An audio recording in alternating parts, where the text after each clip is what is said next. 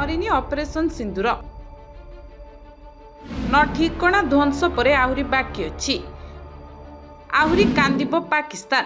100 आतंकी जीवन जाइछि पूरा माटी रे मिसिबो आतंकवाद गड़। आखिरु रक्त लुह न बाहर करिबा जाए छाड़िबनी भारत। सर्वदलीय बैठक परे एने बड़ संकेत दैछंती संसदीय व्यापार मंत्री किरण रिजिजू। ऑपरेशन सिंदूर परे उत्तेजना आहुरी बढ़िथिबा बेले केंद्र मंत्री रिजिजू ऑपरेशन सिंदूर एबे भी जारी रहिथिबा सूचाइछंती।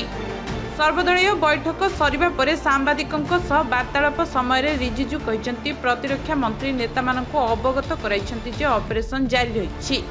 एथि सहित बड़ वार्ता दैछंती प्रतिरक्षा मंत्री राजनाथ सिंह। कहिसंती पाकिस्तान एवं पाक अधिकृत काश्मीर रे 9टी आतंकवादी आडा उपरे सठिक आक्रमण रे 100 आतंकवादी निहत होइछंती।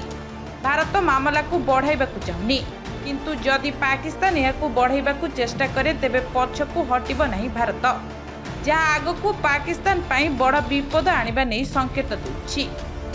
सेबडे ऑपरेशन सिंदूर परे पाकिस्तान एलओसी पार करी भारत उपरे लगातार गुली वर्षा करि चलिथिबा बेले एथिरे 16 नागरिकंक जीवन गलानी, जहाकू नै भारत भी कड़ा जवाब दैछि।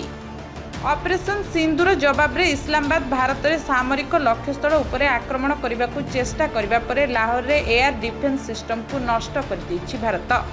चीन द्वारा विकसित HQ-9 क्षेपणास्त्र प्रतिरक्षा प्रणाली यूनिट उपरे आक्रमण करी एहाकू संपूर्ण नष्ट करिछि भारतीय ड्रोन। जदि एहा परे भी पाकिस्तान न सुधरे ताले आगकू बड़ परिणाम भोगिबाकू पड़िबो। ब्यूरो रिपोर्ट, ओडिशा संवाद।